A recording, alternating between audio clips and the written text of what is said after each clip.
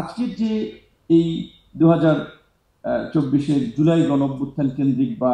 ফ্যাসিবাদের পতনের যে একটা ডকুমেন্টারি দেখানো হয়েছে, আব্দুল্লাহ ভাই বলেছেন সরকারি অনেক ডকুমেন্টারি দেখানো হয়েছে। সরকারি ডকুমেন্টারিতে সাধারণত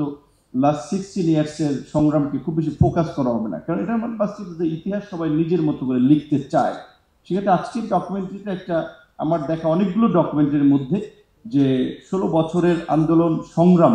এবং বিভিন্ন ঘটনার একটা চিত্র উঠে এসেছে, সেজন্য ধন্যবাদ জানাই যে একটা ভালো ডকুমেন্টারি তারা করেছে। আর সর্বশেষ যে কথাটি বলতে চাই যে আমি জানি না এখানে আপনাদের ডকুমেন্টারি দেখলে কেমন লাগে, কিংবা এখানে তরুণরা যারা আন্দোলনের সাথে ছিলেন, আমি আসলে স্থির থাকতে পারি না। আমার মাঝে মাঝে মনে হচ্ছে যে ব্রেনের আপনার কি বলে লাইক স্ট্রোক করে কিনা, খুব এরকম একটা ফিল হয়। এই ডকুমেন্টারিগুলো দেখে আমি স্থির থাকতে পারি না। এপিসি থেকে ফেলে দেওয়া, ওই যে একটা ছেলে বললো যে তাকে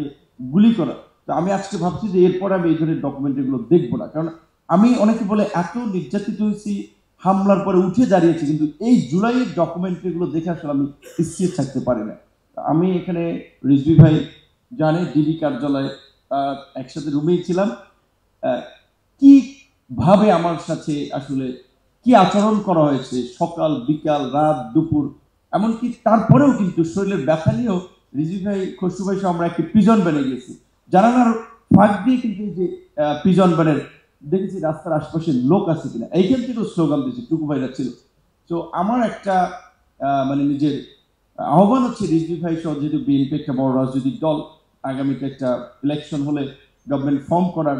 আপনার সম্ভাবনা আছে, এই দেশে আসলে সরকারের থেকে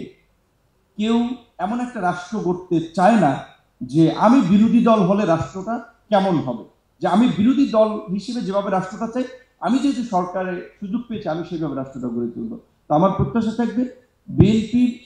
এই সবচেয়ে নির্যাতিত নিষ্পেষিত জিয়া পরিবারের বিশেষ করে তারেক রহমান সাহেব 16-17 বছর দেশের বাইরে, সো এবং পরিবার পরিজন ছাড়া, এবং এটা অবশ্যই আমাদের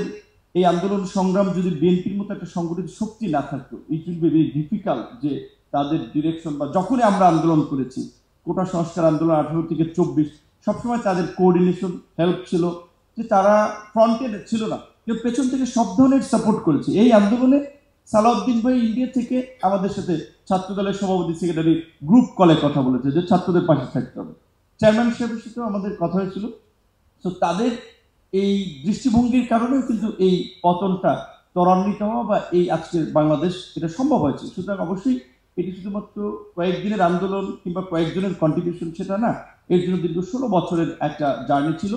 এই জার্নিতে যারা আমাদের ছেড়ে চলে গেছেন তাদের রুহের মাগফিরাত কামনা করি, যারা আহত হয়ে পঙ্গুত্ব বরণ করেছেন শুধু জুলাইয়ে না, সেই 16 বছরের জার্নিতে এবং 1800 কোটা সংস্কার আন্দোলনে তাদের প্রত্যেকেরই আমরা সুস্থতা কামনা করি। এবং আমার সর্বশেষ একটি আমার ব্যক্তিগত আহ্বান থাকবে যে আগামীতে